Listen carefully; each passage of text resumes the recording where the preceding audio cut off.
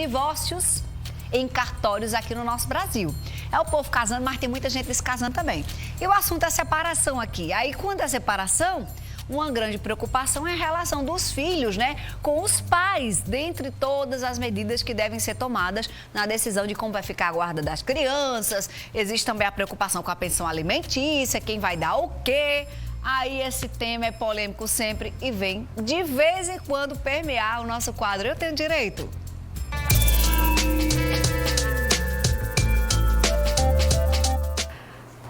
Aqui conosco, Sheila Sodré, nossa colunista, sempre semanalmente conosco. Agora em novo dia, né, Sheilinha? Estamos na quarta.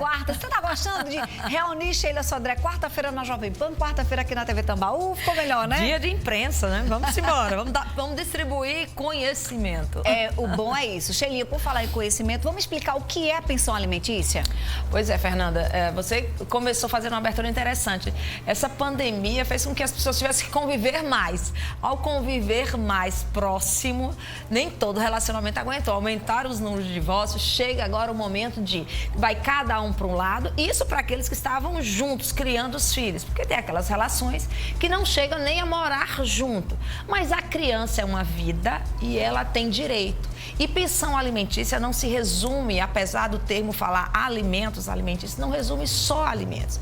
Eles resumem várias outras necessidades do dia a dia, incluindo isso, educação, lazer, moradia, alimentação. Então, tudo isso, né, saúde, envolve a questão da pensão alimentícia. A grande questão é que quem acompanha Fernanda Albuquerque e Sheila Sodré ao longo dos programas sabe muito bem o tanto que vem evoluindo esse conceito de pensão alimentícia. Até porque nesse andar também, que já são alguns anos de advocacia, as mulheres conquistaram também o seu mercado de trabalho e nem sempre aquela expectativa que se tinha de que era apenas o homem que pagava a pensão para os filhos, mudou muito. Hoje a mulherada caindo em campo, trabalhando às vezes é 50 e 50, às vezes 70, às vezes 30. O que vai realmente levar em consideração na hora de estabelecer uma pensão alimentícia, não é sempre, as pessoas adoram dizer, aqueles 20% do que ele recebe. Não. É a necessidade da criança e a possibilidade famoso dos pais. Binômio, né? Exatamente. E é dos pais, né, Sheilinha? Que antigamente a gente... Quiçá dos avós. Sheila, vamos fazer hoje bem basicão mesmo. Como dar entrada? Vamos pensar na situação, separou, e aí não tem certeza que não dá mais, vamos cada um seguir sua vida. Quem dá a entrada, como é que faz? Fernanda, a primeira recomendação é tentar fazer de forma amigável, tá? Você pode fazer em dois momentos, fazer o seu divórcio, tá? Fazer essa separação e depois, posteriormente, você, ou em uma ação separada, fazer o pedido de pensão alimentícia. O que se recomenda realmente é um acordo entre as partes. Por que isso? Porque você pode, por meio desse acordo de uma única advogada constituída, estabelecer um acordo e apenas pedir a homologação do juiz. O juiz vai ouvir o Ministério Público vai verificar se realmente atende às necessidades, se não está. Gente, o Ministério Público está para proteger a criança, o menor, ou os menores.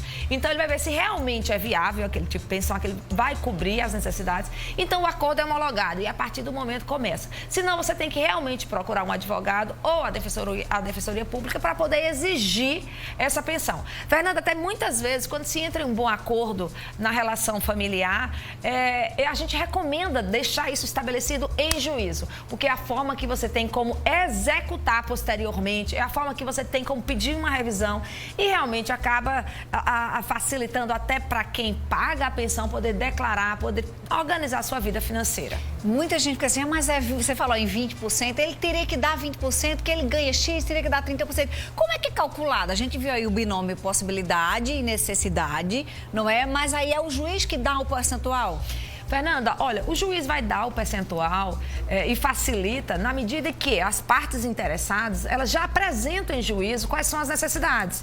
Por exemplo, vários casos de pais que têm um padrão financeiro, tem um filho fora do casamento, por exemplo, que mora numa cidade do interior, que a escola é 3, 4 vezes muito mais em conta do que a escola da capital.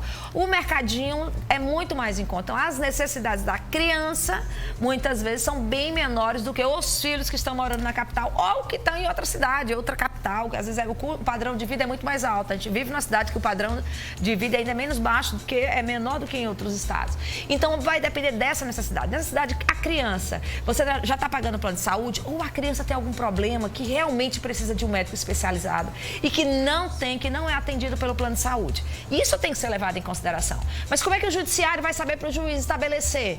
Você vai ter que levar isso planilhado na sua petição, o que vai facilitar demais o juiz estabelecer se é 20% ou se só 10% do que o pai pode pagar.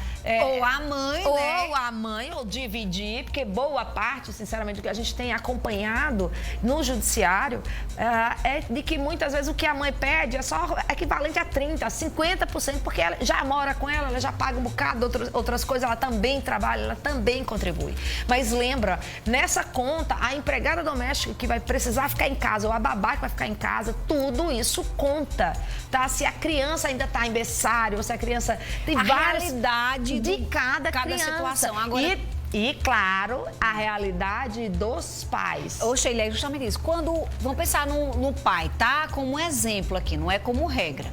Quando o pai, por exemplo, não tem salário fixo, é aquele realmente autônomo, que não tem aquele que a gente tem vendedor que tem um fixo mínimo e aí você vai com as vendas aumentando a comissão, mas tem vendedor que não tem isso, é só literalmente as vendas, vamos pensar nisso. Como é que é estabelecido esse percentual? Não é, Fernanda? Eu acho que é uma das grandes complicações. Não é nem só, e aí a gente vai falar duas coisas, não é só estabelecer o percentual, é saber exatamente quanto ele ganha, qual é uma média que ele tem para poder estabelecer. Então, se a mulher já convivia com ele, tem uma ideia dos ganhos, uma ideia do tipo de cliente, até facilita, né? Tem-se um histórico, né, dos clientes, da média que ele vinha recebendo enquanto casado. E quando não tem? Né? Aí dificulta muito. A gente brinca muito, a gente já fez programa, Fernanda, para tentar descobrir, dando dicas de como você descobre se o pai do seu filho está trabalhando, se está prestando serviço em alguma outra empresa. Porque, gente, o judiciário não tem essa obrigação investigativa. Essa é da mãe. Para você ter uma ideia, uma das grandes dificuldades que prorrogam, assim, um processo de pensão alimentícia há anos no judiciário, chama-se a falta de possibilidade de notificar o bendito do pai. Muitas vezes não localiza, não tem, a mãe não tem o endereço novo, a pessoa não sabe onde ele mora. Aí aquela velha dica, não consegue, o pai não consegue fazer com que o pai seja notificado, vai pagar a pensão mesmo por edital. Se a mãe tem endereço certo, vai atrás da mãe, da avó. É uma das formas que você tem de futuramente a própria avó indicar esse endereço para ela poder sair da incumbência de pagar a pensão, porque pode sim sobrar para os avós. É possível também solicitar revisão da pensão, porque vamos combinar em qualquer momento que a pandemia mudou muito a vida das pessoas, né, Sheila? E as necessidades também ficaram. As escolas ficaram crianças sem ir para a escola, as escolas reduziram. Então, tudo isso. Agora, não pense que você vai falar de boca, não pense que você vai mudar da hora para o dia. Isso tem que ser via judiciário. Se a pensão está judicializada, isso tem que ser judiciário. Porque é a forma que você que está pagando se sinta seguro e a mãe, a segurança de que vai ter o dinheiro para complementar as despesas dos filhos ao longo do mês, ou de 2 ou 3, 4 meses. Eu já vi acordo de pensão alimentícia, por exemplo, pedir revisão apenas por 5 meses, 6 meses. Então, assim, tudo isso é possível. E o Judiciário, o Ministério Público, consegue entender realmente quando ali, naquela discussão, se tem a boa-fé e se não tem, se tem a intenção de honrar um compromisso como pai, de alimentar os filhos. Sheila não tá liberada não, né, Elaine? Ela volta daqui a pouquinho. Hoje, Elaine tá dizendo que tá assim, se prepare, viu, amiga? Eu imagino. É pergunta de compensão alimentícia, não tem jeito. Sheila Sodré daqui a pouquinho tá de volta. Eu tenho que você também já segui-la nas redes sociais. Vai lá no @Sheila_Sodré, tá? Underline é aquele tracinho abaixo, assim. A gente, o que danado é underline, né? Então você vai lá. Tivemos que aprender.